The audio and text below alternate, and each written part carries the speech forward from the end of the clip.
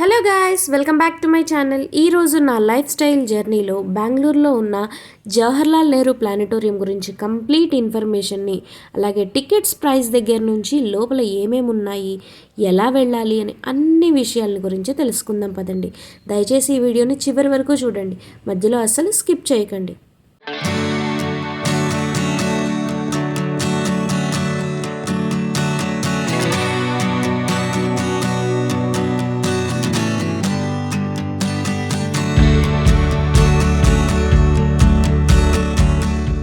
ఆదివారం వస్తే చాలు పిల్లలు బయటికి వెళ్దామని ఒకటే అల్లరి చేస్తారు. ఎటు దగ్గరలో ఎగ్జామ్స్ లేవు, సో వాళ్ళని ఎందుకులే డిసప్పాయింట్ చేయడం అని దగ్గరలో ఉన్న జవహర్లాల్ నెహ్రూ ప్లానిటోరియంకి వెళ్దామని మ్యాప్స్ ఓపెన్ చేశా. రివ్యూస్ చూడగానే అనిపించింది బెంగళూరులో ఉండి కూడా ఈ ప్లేస్ని ఇంతకాలం ఎలా మిస్ అయ్యామా అని. ఇంకా లేట్ చేయకుండా హడావిడిగా పొద్దున్నే బయలుదేరాం. మా ఇంటి దగ్గర నుంచి అయితే 24 minutes పట్టిందండి అక్కడికి వెళ్ళడానికి. ఈ ప్లేస్ వచ్చేసి మనకి బెంగళూరులో ఉన్న విధాన సౌధకి దగ్గరలో ఉన్న టీ సాంకీ రోడ్లో కనిపిస్తుంది. సైన్స్ అండ్ టెక్నాలజీని ఇష్టపడే వాళ్ళు, అంతరిక్షం గురించి తెలుసుకోవాలనుకునే వాళ్ళు, స్టూడెంట్స్ అందరికీ కూడా ఈ ప్లేస్ పర్ఫెక్ట్ ప్లేస్గా చెప్పొచ్చు. వీకెండ్స్ సాటర్డే సండే వచ్చేసి చాలా రష్ ఉంటుంది, కాబట్టి వెళ్ళే ముందు ప్రాపర్గా ప్లాన్ చేసుకొని వెళ్ళండి. అంతేకాదు ఇక్కడ కొన్ని షోస్ కూడా నిర్వహిస్తారు. వాటి టైమింగ్స్ ఇవన్నీ కూడా ఇక్కడ బోర్డులో క్లియర్గా ఉంది. ఇక్కడ మెయిన్ ఎంట్రన్స్కి ఎదురుగా ఉన్న ఈ చిన్న రూమ్లో వాళ్ళు ఈ షోకి సంబంధించిన టికెట్స్ని ఇస్తూ ఉంటారు. వీకెండ్స్లో అయితే ఈ షోకి టికెట్స్ దొరకడం చాలా కష్టం. ఒక్కొక్క షోకి కేవలం 200 నుంచి 210 సీట్లు మాత్రమే ఉంటాయి. మా అదృష్టం బాగుంటే మేము వచ్చిన రోజు అంత పెద్ద రష్ ఏమీ లేదు, కాబట్టి మాకు ఈజీగానే టికెట్స్ దొరికాయి. మీరు ఒకవేళ ఈ ప్లానిటోరియంని విజిట్ చేయడానికి వీకెండ్స్లో ప్లాన్ చేసుకున్నట్లయితే మీరు బుక్ మై షో యాప్ ద్వారా ఆన్లైన్లో టికెట్స్ని పర్చేస్ చేయడం మంచిది. ఆన్లైన్లో అయితే మీరు టికెట్ కాస్ట్తో పాటు బుకింగ్ ఫీ కూడా ఎక్స్ట్రా పే చేయాల్సి ఉంటుంది. అయితే ఇక్కడున్న రష్లో నిలబడి ఆ క్యూలో వెయిట్ చేసి చివరికి మన టర్న్ వచ్చే టైంకి టికెట్స్ అయిపోయాయి అని అంటే కష్టమవుతుంది కదా. సో ఆన్లైన్లో మనం టికెట్స్ని పర్చేస్ చేయడమే బెటర్ ఆప్షన్.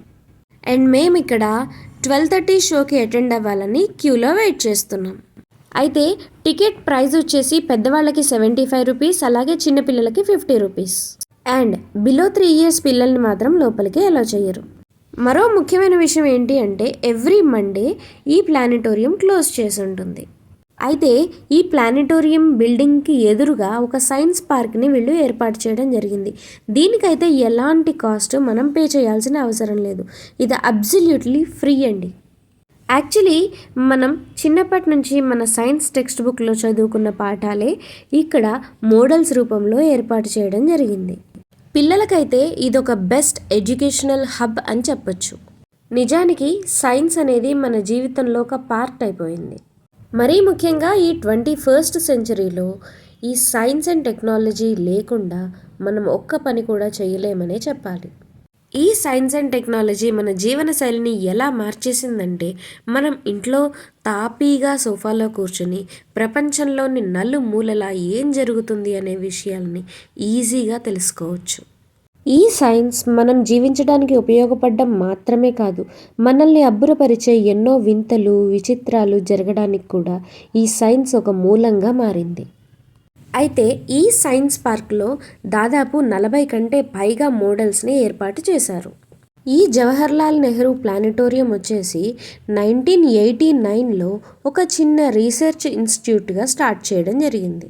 ఈ రీసెర్చ్ ఇన్స్టిట్యూట్లో చదువుకున్న కొన్ని వందల మంది స్టూడెంట్స్ ఇండియాలో మాత్రమే కాదు అబ్రాడ్లో కూడా PhD కోర్సెస్లో అడ్మిషన్స్ని సాధించగలిగారు.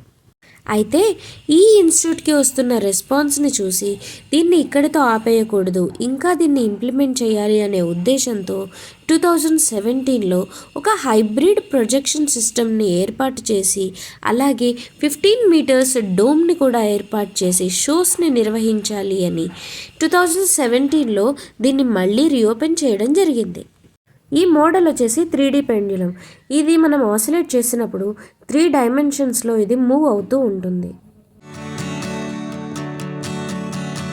ఈ మోడల్ వచ్చేసి ట్రాన్స్మిషన్ ఆఫ్ మోషన్. ఇక్కడున్న మిషన్స్ అన్నీ కూడా ఒకదానికొకటి ఇంటర్లాక్ అయ్యి ఉంటాయి. మీరు ఒక మిషన్ని మీరు తిప్పడం స్టార్ట్ చేస్తే అక్కడున్న అన్ని మిషన్స్ కూడా తిరుగుతూ ఉంటాయి. నెక్స్ట్ మోడల్ వచ్చేసి ఆ హోల్ ఇన్ ద ప్లేట్. ఇక్కడ 2 మెటల్ ప్లేట్స్ ఉంటాయి. ఒకదానికి 2 పైప్స్ని అరేంజ్ చేశారు. అందులో రైట్ సైడ్ ఉన్న పైప్కి దగ్గరలో సెకండ్ మెటల్ ప్లేట్ని పెట్టారు. మనం ఆ హోల్స్లో 2 కళ్ళతో చూసినప్పుడు మనకి అక్కడున్న మెటల్ ప్లేట్ దాని బ్యాక్గ్రౌండ్లో మిక్స్ అయినట్టు బ్లెండ్ అయినట్టుగా మనకి కనిపిస్తుంది. ఈ మోడల్ వచ్చేసి న్యూటన్ కలర్ ప్లేట్. ఇక్కడున్న రొటేటింగ్ డిస్క్ని డిఫరెంట్ కలర్స్లో పెయింట్ చేశారు. ఈ డిస్క్ని మనం ఫాస్ట్గా తిప్పినట్లయితే ఆ కలర్స్ అన్నీ ఒకదానికొకటి ఓవర్లాప్ అయ్యి మనకు ఒక కలర్ మాత్రమే కనిపిస్తుంది. అయితే ఏ కలర్ కనిపిస్తుంది అనేది మాత్రం మనం ఎంత ఫాస్ట్గా రొటేట్ చేసాము అనే దాని మీద డిపెండ్ అయి ఉంటుంది. అండ్ ఏ ఇద్దరు కూడా ఒకే కలర్ని ఫీల్ అవ్వలేరు. నెక్స్ట్ మోడల్ వచ్చేసి PSLV polar satellite launch vehicle. ఇది దాదాపు 295 టన్స్ బరువు ఉంటుంది. అలాగే ఇది ఎర్త్ ఆర్బిట్లో నార్త్ పోల్ నుంచి సౌత్ పోల్కి ఒక్క రోజులో 14 to 16 టైమ్స్ ట్రావెల్ చేయగలుగుతుంది.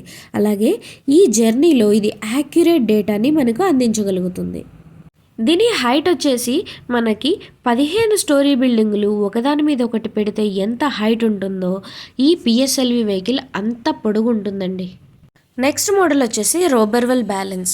మనం చిన్నప్పుడు ఫిజిక్స్ టెక్స్ట్ బుక్లో టార్క్ అని ఒక లెసన్ చదువుకున్నాం, గుర్తుందా?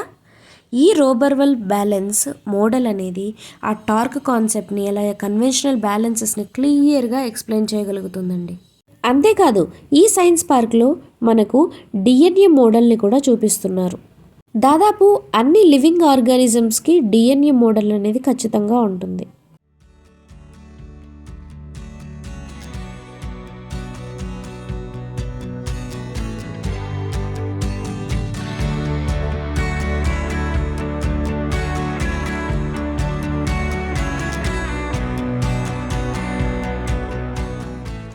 ఇంకా చాలా ఇంట్రెస్టింగ్ మోడల్స్ ఉన్నాయండి.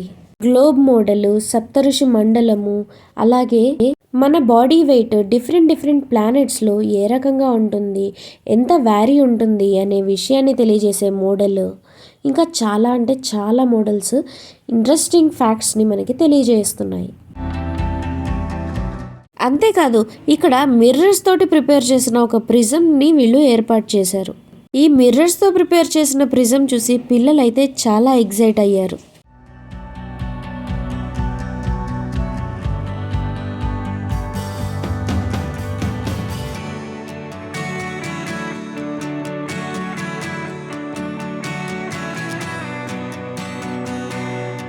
మా చిన్నోడు ఇందాకటి నుంచి నాకేదో చూయించాలని చాలా ఎగ్జైట్ అవుతున్నాడు. అదేంటో చూద్దాం రండి. ఇక్కడ చూసుకున్నట్లయితే ఏవో చిన్ని ముక్కలు పైప్స్ సహాయంతో ముందుకు వెనక్కి అరేంజ్ చేసి ఉన్నాయి. అవి కూడా డిఫరెంట్ షేప్స్లో ఉన్నాయి. ఏంటా అని దగ్గరికి వెళ్ళి చూసాం. తీరా దగ్గరికి వెళ్ళి చూస్తే అక్కడ మాకేం కనిపించిందో తెలుసా?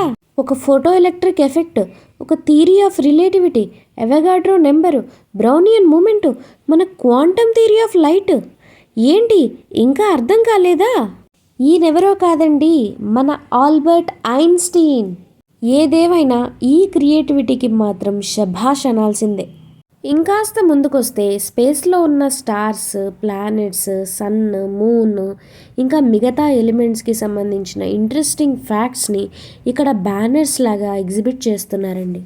అంతేకాదు రీసెంట్గా చంద్రుడి మీదకి ప్రయోగించిన చంద్రయాన్-3 జర్నీ మొత్తాన్ని, దాని కంప్లీట్ ఇన్ఫర్మేషన్ని, అలాగే చంద్రయాన్-1, 2, 3 అలాగే ఇంకా మిగతా శాటిలైట్స్ ఏవైతే ఉన్నాయో వాటన్నిటి గురించి కంప్లీట్ ఇన్ఫర్మేషన్ని ఈ బ్యానర్స్లో క్లియర్గా తెలియజేస్తున్నారండి. నన్నెవరైనా ఈ ప్లానిటోరియంకి వెళ్ళి ఏం చూసావు, అక్కడ ఏం నేర్చుకున్నావు అని అడిగితే what not everything about space అని అనేలా ఉందండి ఈ ప్లానిటోరియం.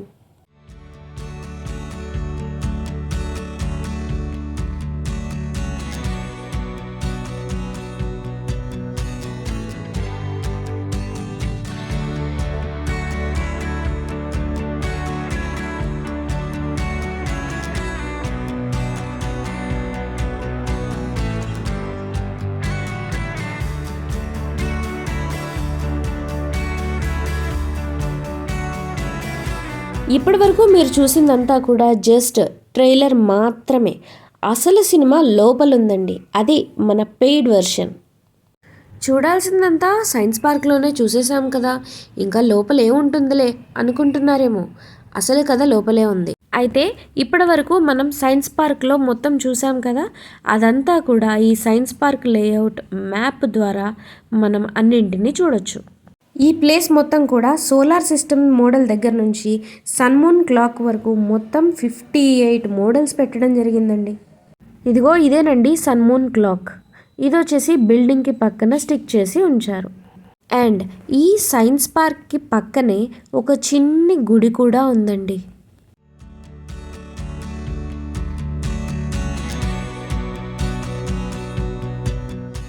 ఇక లోపలికి వెళ్దాం పదండి, అసలైన షో చూడడానికి. లోపలికి ఎంటర్ అవ్వగానే సన్ అండ్ ఎర్త్ మధ్యలో ఉన్న ఆర్బిట్స్, వాటి చుట్టూ శాటిలైట్స్ తోటి ఒక మంచి మోడల్ ఉందండి. ఇక్కడ నుంచి మనం రైట్ సైడ్ కాస్త ముందుకు వెళ్తే మనకి moon machine, Chandrayaan 3 moon machine అనేది మనకి ప్రత్యక్షం అవుతుంది.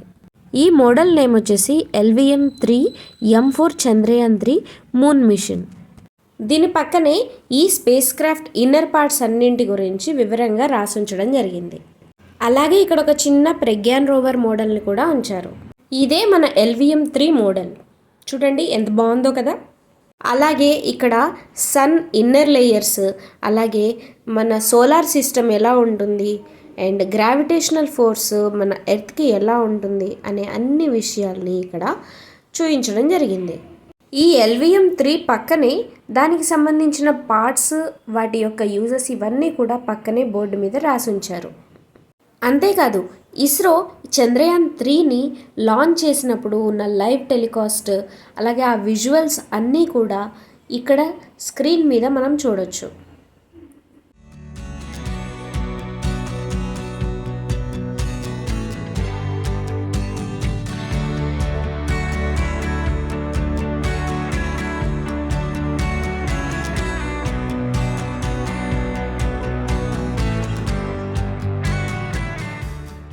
అక్కడి నుంచి రిటర్న్ బ్యాక్ వచ్చినట్లయితే మీకు ఇక్కడ రైట్ సైడ్ వాల్కి కొన్ని గ్లాసెస్ అమర్చినట్టు కనిపిస్తుంది. ఇవేంటో తెలుసా? ఉల్కరాళ్ళండి. ఇవన్నీ కూడా స్పేస్ నుంచి భూమి మీదకి వచ్చిన ఆస్ట్రాయిడ్ పీసెస్ అండి. అయితే ఇవన్నీ కూడా మన ఎర్త్ మీద డిఫరెంట్ ప్లేసెస్ నుంచి గ్యాదర్ చేసి వీటిని ఇక్కడ ఎగ్జిబిట్ చేస్తున్నారు.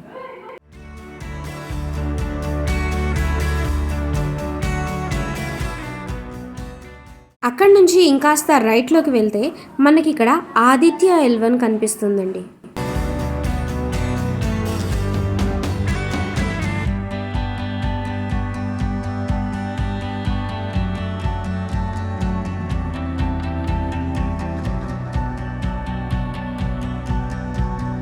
వన్స్ మనం లోపలికి వెళ్ళిన తర్వాత అక్కడున్న స్టాఫ్ ఎక్కడికి వెళ్ళాలి, ఎలా వెళ్ళాలి అని అన్నీ గైడ్ చేస్తూ ఉంటారు. ఇప్పుడు మనం స్కై షో ఎంట్రన్స్లో ఉన్నాం. ఈ దారి పొడుగున LCD స్క్రీన్లో డిఫరెంట్ టైప్ ఆఫ్ ప్లానెట్స్ని ఎగ్జిబిట్ చేస్తూ ఉన్నారు.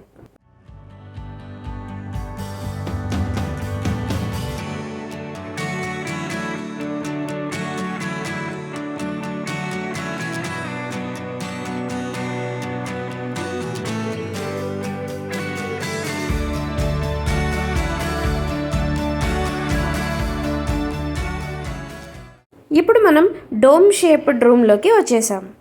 ఈ రూమ్ అంతా కాస్త చీకటిగా ఉండడం వల్ల కొంచెం బ్లర్రీగా అనిపిస్తుంది. యాక్చువల్గా షో స్టార్ట్ అయిన తర్వాత వీడియోస్ తీయడానికి వెళ్ళలేదు, కానీ మీకోసం మీ అందరికీ ఈ షోని కూడా కాస్తైనా చూపించవచ్చు కదా అనేసి నేను కాస్తంత వీడియో తీశాను. ఇదేనండి మన ప్రొజెక్టర్.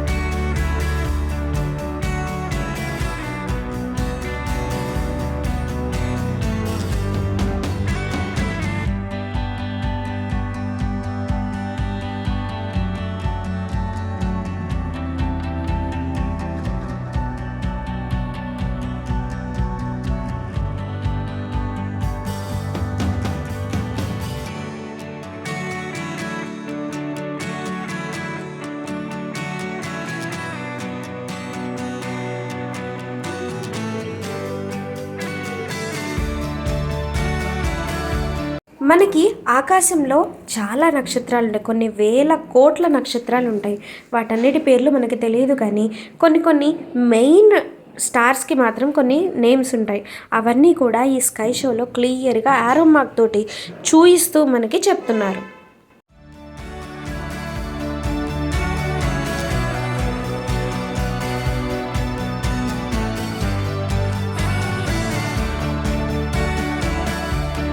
ఇక్కడ మన సోలార్ సిస్టమ్ ఎలా ఫామ్ అయింది అని కంప్లీట్గా మనకి విజువల్స్ అన్నీ కూడా చూపిస్తున్నారు. చూడండి ఎంత అద్భుతంగా ఉందో కదా. ఐ థింక్ మీరు ఈ వీడియోలో చాలా విషయాలను తెలుసుకున్నారని అనుకుంటున్నాను. మీరు కూడా ఈ జవహర్లాల్ నెహ్రూ ప్లానిటోరియంని విజిట్ చేసి ఇందులో ఉండే వింతలు విశేషాలు అన్నీ కూడా ఎంజాయ్ చేయండి. మా ఈ ప్రయాణం మీకు నచ్చినట్లయితే దయచేసి మన ఛానల్ని సబ్స్క్రైబ్ చేసుకోండి. అలాగే ఈ వీడియోని లైక్ చేసి మీ ఫ్రెండ్స్కి షేర్ చేయండి. మరో ప్రయాణంతో మళ్ళీ మీ ముందుకు వస్తాం. Happy traveling. Bye bye.